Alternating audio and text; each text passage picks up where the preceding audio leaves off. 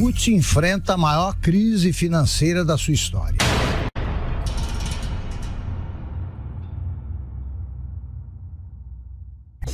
E a gente abre o programa de hoje falando sobre a CUT. Para fazer dinheiro, a Central Única dos Trabalhadores, que é a maior das centrais sindicais e braço político do petismo, agora derrotado, vai sair do próprio prédio no bairro do Brás, em São Paulo, sua sede há 23 anos, e vai se mudar para um endereço antigo, no centro histórico da cidade de São Paulo.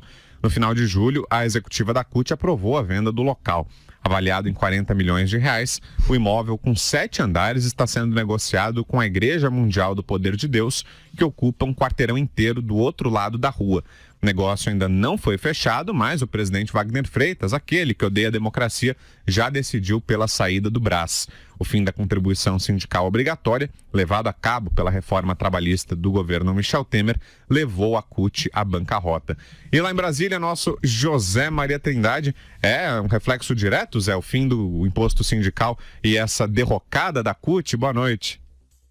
A coisa não está fácil para ninguém, não, viu? Muito boa noite, Vitor. Boa noite, Augusto. Boa noite, compadre Zé. Pois é, vamos lá. Olha, eu antecipei aqui essa crise, né? Dizendo que os sindicatos entraram em dificuldade e a Central Única dos Trabalhadores, como toda central, né? Se nutre exatamente desta pirâmide sindical. Ou seja, todos os sindicatos contribuem para uma central e essa central fica no topo da pirâmide.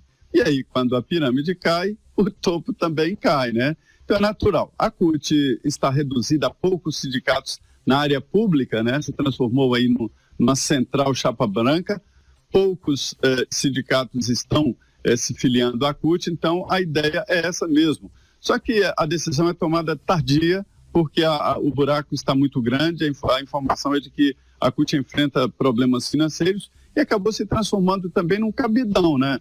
Todo mundo os companheiros que estão sem emprego e tal, vão para a militância, acabam como funcionários da central sindical.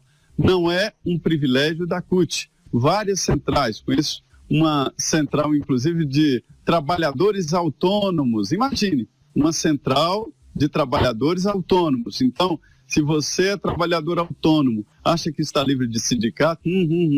Tem sindicato, sim, e cada sindicato tem a sua central, ou seja, as centrais sindicais estão sentindo o reflexo do fim da base, né, da pirâmide sindical. Eu vou te falar uma coisa, Vitor, eu não acredito em extinção de sindicato, fim de sindicato.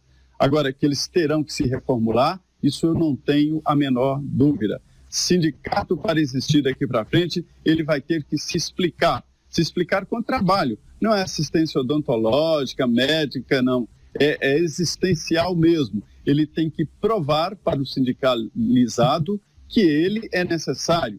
E aí o sindicalizado terá orgulho até de pertencer àquele sindicato e pagar a taxa sindical. É assim que vai funcionar daqui para frente. Bom, sempre se diz, há muito tempo se diz que não há nada melhor no Brasil, nada mais lucrativo do que criar um sindicato, uma igreja ou um partido. A vida das igrejas aí, que um dia vão viver também crise parecida, ainda vai bem. Os partidos começaram a sofrer, já alguns não ultrapassaram a cláusula de barreira, daqui a pouco vai acabar essa mamata de fundo partidário e tal, e também haverá problemas gravíssimos com os partidos e muitos vão desaparecer. E os sindicatos, como a gente tem avisado aqui nos Pingos dos Is há muito tempo, começaram a viver a sua bancarrota. O Zé Maria tem dito sempre o seguinte: os sindicatos têm de se modernizar e têm de atender efetivamente aos sindicalizados, senão não vale a pena. Eles têm serviços ruins, serviço, por exemplo, de assistência jurídica é péssima, médica é péssima, tudo é ruim. Eles só fazem política, eles ainda sonham com a revolução marxista, né? Ainda acham que vão trazer o paraíso socialista para o Brasil e se esquecem de coisas elementares como, por exemplo, muitos sindicatos no Brasil representam, teoricamente, profissões que vão acabar em poucos anos. Eu me lembro que no século passado ainda eu conversava com gráficos que viviam fazendo greve, dizendo, olha, um dia o sindicato de vocês vai desaparecer. Os computadores farão o trabalho que vocês fazem hoje e tal. Em vez de treinar os sindicalizados para o futuro, eles ficaram ali esperando o tempo passar. Resultado, o que era um dos sindicatos mais fortes entre todos no Brasil, hoje não existe mais. Vai acontecer isso com todos os que não sabem se adaptar aos novos tempos e, como disse o Zé Maria, quando a base treme, desaba aí a cúpula. A CUT vive de sindicatos, que é como esse viaduto aí, o alicerce vai desaparecendo, cai, o viaduto racha, o viaduto, etc.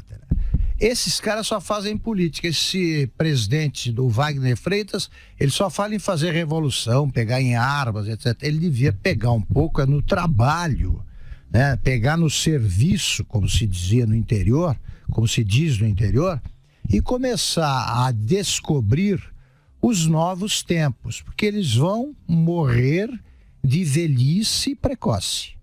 Porque eles poderiam prolongar a sua vida se pensassem mais nos associados e menos nos seus chefes políticos. Ô Zé, além da contribuição sindical, teve também a questão política, a questão ideológica que afastou os membros da CUT, ou foi só esse corte de dinheiro aí promovido pela reforma do Michel Temer? É porque houve, na verdade, um corte existencial. Até então, todos trabalhavam um dia por ano para os sindicatos. Os sindicatos, então, viveram uma época de euforia. Uma carta sindical chegava a custar 4 milhões de reais, sustentava partidos políticos que dominavam o Ministério do Trabalho. É o caso do PTB, né? O PTB. E se uma carta valia 4 milhões de reais... Uma carta sindical é uma autorização para a abertura de um sindicato. Imagina quanto esse sindicato arrecadava, né? Ou seja, faturava. E aí houve o fim, né? A lei que acabou com o imposto sindical obrigatório. E aí começou a dificuldade financeira dos sindicatos. Como tudo na vida assim, né, Augusto? Como diz lá o livro famoso do Meio Mensagem, né, a indústria da comunicação, de que um jornal morre 10 anos antes, o sindicato também é assim. Ele também morre 10 anos antes, ou seja, quando ele fecha, há 10 anos atrás ele já acabou e vem enrolando, começa a contrair dívidas. Já tem muito sindicato aqui se preparando para fechar as portas. A CUT vai sobreviver se continuar pendurada nos servidores públicos, só isso. Sabe que eles me lembram, assim, é como se você entrar numa redação ou num estúdio, como aqui estamos, e em vez de enxergar laptops, essas coisas aí modernas, né? Essas coisas acontecem. É pegar gente trabalhando com aqueles microfones de latinha ali, fazendo anotações com bico de pena. Presas ao passado. Vivendo em outra época. O discurso é antigo.